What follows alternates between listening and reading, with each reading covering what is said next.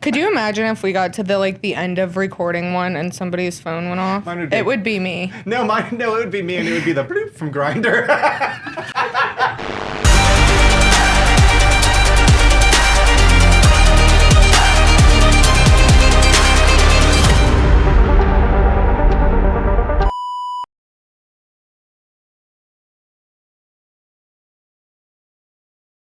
Welcome to Property Management Uncensored. I am Phil Kazmierzak along with Samantha McKinney. Today we are going to focus on leasing, leads, and lost opportunities, or leads, leasing, and lost opportunities, one of those. So, Samantha. All of the above. All of the above. Yes. You do a vast majority of our leasing. How do you like your job? It depends on the day. I mean, honestly, I love it most of the time, but most of the time. There's some days, when I gotta resend a lease, I know, because Appfolio does not make it easy to resend a lease. If it was cancel easier, it out, start it out. Then but no. Not fun. So, where are you seeing the vast majority of your leads coming from?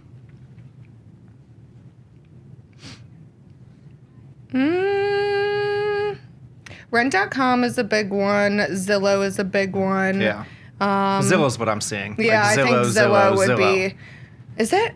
Why do I feel like homes.com is big in my head right now? I am getting a ton of text messages from homes.com right now. Yeah, I think that one's picked up a ton. It has. But I would say Zillow and homes.com right now. Yeah, absolutely. And we used to manage a multifamily portfolio, and the owners at the time, and it was roughly like 100 units for their portfolio, but they were insistent for a time about having their own website. And it doesn't matter if you've only got 100 units, because you are never going to compete with Zillow or homes.com or something like that. Yeah, nobody's going to know about your website. How much money you're going to have to pump into that thing just to get some traffic to it? Doesn't make sense. Well, that wouldn't. No, let the people do what they do. Let Zillow does what it does. People know to go to Zillow. Zillow comes to us, or our website, of course, ASIRPM.com. That's always a good one, too. When we get that lead in, the first thing we have to do is qualify the lead. This is where so many people lose so much time because they're answering the phones. Yes. What's the first thing I told you in your job interview? That I don't have to answer the phones. And I thought you lied to me.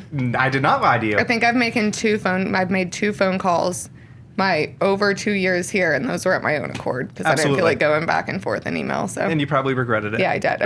Absolutely. Yeah, and the reason we don't call tenants or answer the phone when prospective tenants call is because it is a huge time suck. It is the same questions over and over again, which are always answered in the listing. Yes, if they read it. If they read it. A lot of people want to give their special circumstance story. Oh, yeah. And that's a big one. And it's always long. They love emailing in saying, okay, but I need to call you because I need to tell you about my circumstance. Yes, it's always, I understand the criteria, right? But I'd like to let you know about my personal circumstance. I need to tell you why my credit score is a 450. Yeah.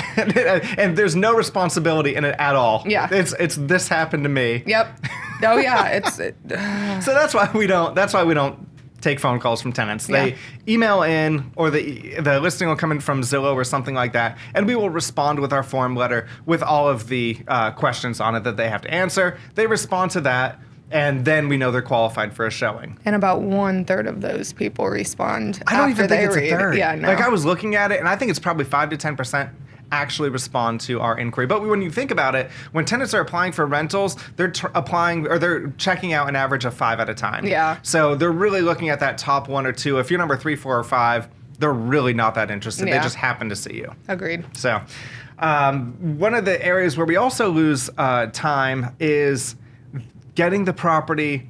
And this is when the owner turns the property over to us, getting the property rent ready versus photo ready. Photo ready is a lot different than rent ready. Photo ready is, making sure it's clean. Obviously, the owner's belongings are still in that property. When you go to a property and do a pre-listing inspection, what are you most often seeing? For stuff that they have to take care of. Mm-hmm. Yard maintenance is a big one. And that's huge. That's a first impression. Yeah. A lot of people aren't really upkeeping the lawn, but when you're coming out of your winter months, like, I do get it, but it's like, all right, it's time to weed. It's time to mulch the beds. Touch-up paint, and we have a lot of textured walls in Virginia, and people really don't know how to touch up paint on those, and that's probably the biggest one. Yeah. is landscaping and touch-up paint. Yeah, and those things are incredibly important, not just for the photos, but when a tenant moves into a property, you can see if they're taking care of it based on those little details. They want to see the flower beds mulched. We require it, obviously. And then they have to turn the property back over to us the same way they found it. Yes. So that is incredibly important. Carpets, but you know I can't stand carpets. I know. Can we just we just need to do away with carpets and rentals. It's a problem. It's like every time you come back, it's like the carpets need to be replaced. Like they're 2 years old. They need to be replaced. Yeah, well, I mean, if it's a rental luxury vinyl laminate, that's where we're at this point. Absolutely. Because it'll last for the longest time. Waterproof, scratch proof, pretty much. Oh, that LVP is a lifesaver. Yeah. And we're actually working with the property right now. And several years ago, the owner elected to put in laminate, and it did not last. And I can't remember. I think maybe it wasn't installed correctly or something, but now we're putting in LVP, fortunately. And I cannot wait to see how the property looks, because it does have potential once it's cleaned up and new flooring put in. And it's going to be huge. But this is one of those things where, rent ready versus photo ready. To get it rent ready like it is right now, the last 5% of items they need to do take the longest amount of time. Yes. Like for whatever reason. Mm-hmm. Well, it's because they're out of the house then. They were trying to get everything worked out in their new house, and they just kind of let the... And it's not a priority. Yeah, but it should be. It should be, because you're sitting there, you're just losing money, making that mortgage payment. Mm-hmm. Let's and talk about lost opportunity cost is my favorite conversation. That's right. And I was like, we're just going to go into vacancy math. Yep. This is so important, and people don't understand the importance of pricing a property right the first time. And I'm going to talk about a scenario here. There is a property, we talked about it yesterday. I don't even know if I talked about this with you. There was a person a client that wanted us to take a look at their property. And I looked at they tried to do it themselves, and so I pulled their Zillow history, and they originally listed it at $7,200 a month. This is a 3-bedroom condo, and they wanted $7,200 a month. Now they're down to $4,400 a month. They reached out to another company who gave them a price, and I think they quoted at like $3,800 a month. I think I quoted at $3,200, $3,400 with the basic market, but the owner will not come down. So that property has now been sitting vacant. I think it's 6 to 8 months right now, because the owner refuses to price it appropriately, because they think, like all landlords in the history of landlording, think that their property is special, that it's above market, that's the best house on the block. Mm-hmm.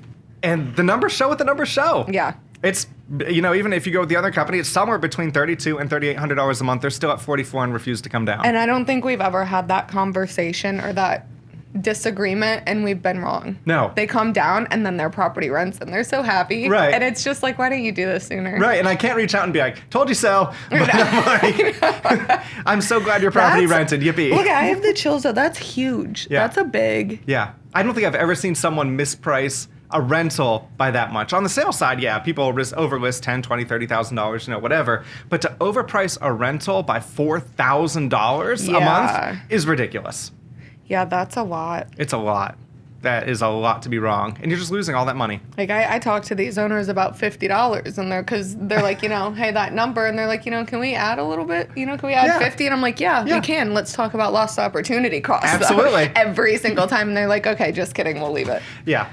So, yep. And then they reached out a few days later and be like, well, I changed my mind. Let's go up $50. Yeah. I'm like, well, the property 4 houses down, they got great, come on. We just look at the numbers. Right. The full picture. They're emotional. We're logical. Yes. That's how it works. I do get it, though, being emotional sometimes. Yeah. But if you're at least gonna, break even, get that property off the market. Right. And in our area, it is so easy for people to break even. A little challenging if you've purchased it within the past 2 years or so with interest rates a little bit higher. But if you've purchased beyond that, you're probably at a 3%, 4%, or 5% rate. Right. And you are breaking even and making several $100s a month already. Exactly. So let's, you may want an extra $100, $150 a month, but is it really worth being vacant an additional 2 weeks or months to get that price? Right. No. Right. It's not. The math doesn't math. Yep. And we had an owner last week. I did a pre-listing. And she was like, I was shocked by your guys' number. And she was like, that was a lot higher than I thought it was going to be. And she goes, she was like, I would have been happy just to break even. And she was like, and I was like, well, I was like, take that because you're going to have maintenance every once in a while and stuff like that. So she was happy. Absolutely. And hopefully she takes that money and she builds up that account if she doesn't already have a reserve built up and has 6 months of her mortgage payment paid up. Yep. In reserve. That's what you're supposed to do. That's what you're supposed to do. That's what... Do as I say, not as I do. I'm so close. I'm only like $2,000 away from it on my rental property. Good. And I just keep every month, whenever there's no Good, maintenance, it just goes right into that account. It's because all the holidays finally stop. I know. Holidays, birthdays, like all that other stuff that comes up. Vacations. Yep.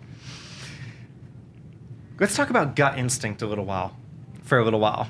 That's one of those things where it is incredibly important to follow your gut, because if something feels odd or something feels off with that tenancy, something's going on. We know. And I hate to just be like, well, I know without knowing. Right. But like we've seen it, like we've seen it, we've heard it, like we've had somebody try it before, like at some point. Fake IDs and all that other stuff. And now that we have our system rolled out the ID verification where they have to take their photo, they have to do a video, they have to submit all that stuff, it really eliminated that problem. Yeah. Scammers are good these days. I know. Like smart. They're really good. If they would take that ingenuity and put it into something good, I society would be a better place. I know they could have a real job making good money. They could probably be an engineer. I know. Exactly. But instead, they're scamming people on rental properties. I mean, as long as there's people who are still willing to easily give up the money and stuff, I guess they're always going to be around. I feel so bad for the people that are like, oh my gosh, things are finally looking my way. This is too good to be true. And then they wire a security deposit to someone and they get scammed. I know. I feel bad too. But when they're good scams, I'm like, all right, I probably could have got scammed too. It's fine. But when they're like, I'm like, listen. Yeah. They didn't even spell the property address right. And you wired them $8,000. Right. I can only feel so bad about that. Yeah, absolutely. Seasonality hacks, making sure that we're priced correctly for the time of year. That's big. We know that real estate is a cycle every year. It increases in the spring and summer and decreases. Do you like that stutter there? I didn't know what I was saying. Decreases during the fall and winter. I mean, right now we're in the springtime. Our lead flow on owner leads was up like 300% last week. It was huge because now people are in the time where they're like, okay, I'm either going to sell or rent. A lot of times it makes better sense to rent. Sometimes it makes sense to sell, but we'll go through all those numbers with them. What matters is that we price it appropriately for the season. We're going to take a little bit bigger of a risk spring and summer than we all are in the fall and winter. Yeah. Yep. Absolutely. Move-in surveys. Those are always fun because that's how we know if the property is in good shape when a tenant moves in. Our processes are pretty good because we've refined them so much over the years, between the approval email and the sending the lease and the disclosures, the original approval email, all that stuff. And then the tenant gets into the property and their perception of the property is incredibly important because it's like, okay, I did all this work, I've seen the property, moved in, and now it's ready for me. It's so important. That's how we can get 5-star ratings. Yes. Like, everything is going great so far. Yeah, and I think that's the most important is when they get in and they're like, I will go to Norfolk and I will change out a light bulb just to make sure that tenant is happy in the morning. I know. We get that move-in inspection, a couple days prior, and there's some things that could have happened. Lights go out, windows get broken, all those things. But we have a couple days to fix before move-in, and we try to do everything we can possibly do to make sure the tenant's going to have a good move-in experience. Well, because that's right off the bat. They get in there and they're mad. They're going to make us mad, and then they're going to be mad for the rest of the year, and so are we, and it's just going to overflow. And then we're going to get bad tenant survey scores however long they're in the property, and I don't want those. Exactly. At all. So I want something that I want a realistic score. Yeah, I want it to be real. I want it to be honest and true. And if I don't want them wrong, to think everything's perfect. Right. But and if we did something wrong, I want to know about it so we can fix it, because we will change that process if we need to. And we did. Just a couple weeks ago, we changed something. It was the first, I think, bad not even bad, but just not great move-in that Yeah. we've had, and we were like, this is a problem. Oh my gosh, when I first started, every move-in was a bad move-in because no one knew what they were doing. I really think it's just like the occasional light bulb, smoke detector battery, which gets certified before anyways. So just nothing little crazy nuance now. Things, yeah. Of course, some crazy things that are just one-offs that it's like, well, we never would have predicted that happening. Yeah. It's like when you buy a house, something unexpected always happens, and it's something major. It's going to be the HVAC. It's going to be the water heater, something with a roof. That first year after you buy a house, prepare. Something's going to happen. Yeah. All right. Are you ready for our rapid-fire questions? These are good. I think so. Out of your career, since you've been working, what was your least favorite job? Ooh.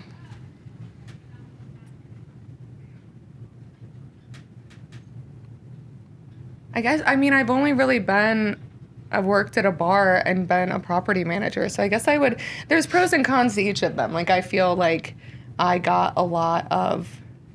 a lot of friends in the restaurant industry, but I hated being a server. Like, having to deal with people, like a new table and stuff, like new people. Yeah. Yeah, no. I literally open my schedule now, count how many people I'm going to have to talk to that day, and then I plan accordingly. I was a waiter too, and that was not my worst job. And yeah, it wasn't terrible. But yeah, that's all I liked the money. I mean, I was in high school at the time, but The money is hard to get away from. Once you Yeah. start in it, then. my least favorite, I was the manager of a Nextel store right before they merged with Sprint. Do you remember Nextel and the chirps? Like, chirp, chirp. Hey, you guys may be too young for that. But it was so easy because whatever went wrong with the phone, you just replaced like the inner board and it was done. Like, I could fix a phone in 5 minutes no matter what was wrong with it. And then we merged with Sprint, and someone would bring in a Sprint phone, and there's a million pieces inside one of those. I'm like, just get a new phone. Yeah, but the people you had to, because that's customer service, And technically. the store was in a mall. Yeah, It and was I've never terrible. heard of worse. No. I heard to never work at a mall. It was 7 days a week, 70 hours a week while I was going to school part-time. I lasted 9 months, and I was like, I can't do this Yeah, no, anymore. I would done. not. I gave him a month's notice. I would was not. like, just so you know, a month, and I'm out of here. At work, what is your most frequent emotion? Anger. Mine is amazement, because Hands like down. the audacity of people. I'm like, how? That's a good one. That's a good one, actually, yeah. I don't, but like, it doesn't resonate, at least. Like, I don't let things like resonate in Yeah. me. Like, I'll get an email that's like the third person, or, the third time they've asked the same question. I'll be like, what are you doing, But like, it'll go away as soon as it comes. I don't think I stay angry for more than probably 30 minutes. Yeah, no. Then I get over it. I'll be like, what the? Yeah. And then I'll just continue. Yeah, absolutely. Because something else is coming down towards you that is probably worse. Yeah. What is your biggest lost opportunity? Ooh. That's a great question. Ooh. I don't think I can say it on the internet. My kids are going back at this one day. No, I'm just joking. But no, I guess that goes back to not taking risks. Yes. Like, not taking like those risks where I played it safe in life, and Yep. I lost a lot of opportunities just trying to be comfortable Yep. instead of stepping out of my comfort zone. I know. It's like my investment strategy is always safe, but if I had gone in on Tesla, when it was down before it went up or something like that. Exactly. Just playing it way too safe. Yeah. Lost so much. If you want to know what stock to buy, just ask me what I've just sold, because as soon as I sell it, it's going to go way up. Okay. It happens every time. Every time you try to save money. It's all right. It's Monday morning. You get to the office. What's your first thought? Oh, where's my first appointment and how long do I have to get there? Okay. Mine's a 4-letter word that starts with F, but okay, you do you. Well, no, because I'll sit down, I'll start working, and I'll realize that I was supposed to go somewhere 30 minutes ago. Like this morning. Yeah, You're yeah. like, oh, I need to drive an hour and 20 minutes. That was like an hour and 40 minutes. I wasn't expecting that. Yeah. I've done good to not put anything on before 9 a.m., but it still screws me sometimes. What's an irrational fear that you have? It's not going to happen, but you're still scared of it. I'm literally terrified of like getting cancer tomorrow and just dying. Really? Yeah. Yes. Wow. Yes. You went deep. Literally terrified. I have don't two. know why. Like if there was a test where I could go and get a blood test like every other month to check for all kinds of cancers, 100% I would pay for it. Yeah. And I know there is one. It's just really expensive and my insurance doesn't cover it. Of course not. I have two. One is having my throat slit. Like I can't even watch it in movies. Can't. Like that's one. And also it's so irrational too. It's so irrational. Because if someone's gonna off you, they're gonna slit your throat. I know. Make a mess. Like getting shot, don't care. Throat slit, absolutely. Also, when I step on an elevator, I will not step on the threshold to the elevator. I'll step over it because I'm afraid it's gonna fall and I'll get like cut in half. That is funny. And I've seen it. It's on X. You can see videos of like that kind of stuff. And it shows up on my feed. I'm like, why are you showing me this? Yeah, that's irrational too. I also won't go down I'll go on roller coasters all day, but I won't do the drop tower because I'm scared my hair is gonna get stuck in the wires and it's gonna rip my scalp off. Wow. Yeah, I forgot about that one. So no Tower of Terror for you in Disney World. I won't do it. Also, and I'm like, if the brakes go out on a roller coaster, you can like coast, right? If it goes down on the drop tower, you're done. Like who? No. It's like when I was ziplining, they gave us the option to go upside down, which I did.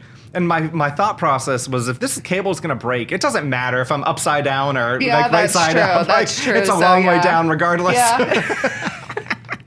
How long was it though? The blood didn't rush to your head? Could you like flip back over if you wanted to? No, I mean it's not bad. I mean you're only on it. It's where you can go back and forth. You can if you're experienced, but they don't want you to like mess up and all that stuff. This is a fun question. Why am I your most favorite boss of all time? I mean, you really are though. Like you really are. Like I wish. I mean, I actually still am friends with like all of my old bosses. All your previous ones? Yeah, sorry guys, but no, you I get to be an individual here, and I get to be my own person. I'm not micromanaged. I'm not told who I have to be and how I have to act. I get to just be my own person and plug in, and I think that's the way it's supposed to be in life. What's the point of doing your job for you? Like, that's why you're here. That's why I don't micromanage. And I like that the company morale is that you get to be your own person, and you don't have to fit a very specific narrative of something that you're not, or a box that you have to fit into just because you chose a specific career. Yeah. So there's a lot of individuals here, and we all do very well together. Yeah, and I think that's, again, the personality test helps with that. But you're taking people who just genuinely like to be around each other, and you're not trying to again fit them into a category or a box and so everybody just thrives and they're happy. Absolutely. Makes for a happy workplace. Now, if only I could find a relationship like that. Jesus Christ. I'm not there yet, but maybe. What minor inconvenience makes you lose your mind? Having to get gas. Really? Yeah, but I think it's because I have to get it so much these days. I wish there was still a guy who stands at the pumps and pumps it for you. I would tip him like $10 every time. Because if I didn't have to get out of my car and pump my own gas, and bad drivers. Mine is having to go the speed limit. So there is a section of, I think it's Kempsville Road in Norfolk, and the speed limit is 25, and it's a 2-lane road. I will pass you. I don't give a shit. I will pass you. Yeah, that one doesn't affect me because I don't do the speed limit. Yeah, even at 5:30 in the morning, I'm headed to the gym. Like 5:15, I'm on the road, and I will get behind a car going 25. No one else on the road, but I will be behind the one vehicle going the speed limit. Yeah. And I pass them. I don't care. Yeah, I do not care. But sometimes they have those. I get nervous because they have those like satellite things that'll take a picture of your license plate now. If you like, do it. Yeah, that's true. That's true. That's true until you get a $200 ticket. That you gotta go to court there's for. Often there's a church on that road, and there's often a police officer or two that sit in the parking lot. But I know that, so as long as I pass that vehicle before I get to that church, I'm good. Don't get me. I'm a good person. What life task would you outsource if you could? DocuSign. Really? Oh, life task or a work? Oh. Life task. Oh, I've already talked to Melissa about this last. Kids' doctor's appointments, the dentist, like just all of those. Yeah, like little mundane things that, grocery shopping. But apparently you can do that now, and I just don't like technology, so I really can't use that. Mine is cooking meals. And I know you can get like the pre-made, all that stuff. It's not the same. But if someone could come over and cook all my meals so they were portioned and all that stuff correctly, that would be great. Ooh. Could. Like a meal prepper. I just don't. Yeah, That it would be really expensive. What are you most proud of? My kids. Good My answer. Kids. They're great humans. I know I joke them on here all of the time because it's just it's my sense of humor. But my children are. If there's anything that I'm so grateful and I'm so proud of in life, it's them. They were here the other day. Perfect little They angels. are, and you're not even being sarcastic. I was like, they are actually really, really amazing kids. And I give them good They're life advice. Assholes. But they're great kids, and I'm so proud. We were talking about one of her kids' grades the other day, and I was leaving, and I told them, and I was like, don't forget, A students end up working for C students. I was like, you're not helping me here. You're not. And everyone was like, Emma, why are you failing? Or, why do you have a bad grade? And she's like, because, sorry, I don't know how to speak Spanish, a language I don't know. I was like, all right. She's not wrong. I know, but. Last question. What's your favorite song? Oh, right now? Yeah. It can be of all time, right now, whatever. Probably something Sam Barber. I don't know who that is. Gonna have to Kinda look him like, up. Yeah, you'll have to. What's yours? All time, I would say probably Hallelujah, Leonard Cohen. Really? Mm-hmm. I love it. It's a musical All time? genius. Yeah.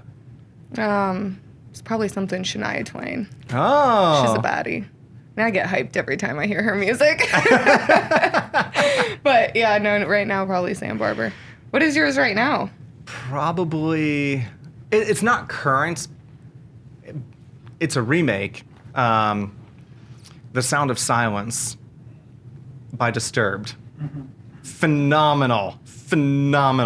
Huh. I'll have to look that up. But how come while I was waiting for your answer, all I could think of was that new Bruno Mars song that I had to tell you about the other day? Oh my god. And you started playing it. You're like, I haven't heard this one. He starts playing it on like full volume in the office. And it just... Don't do that. And like it doesn't even start out like demure. It just goes straight into the... Yeah, do not, like... Don't can't play even that say it. at work. It is You were like, oh my NSFW. I was like trying to turn it off as fast as I could.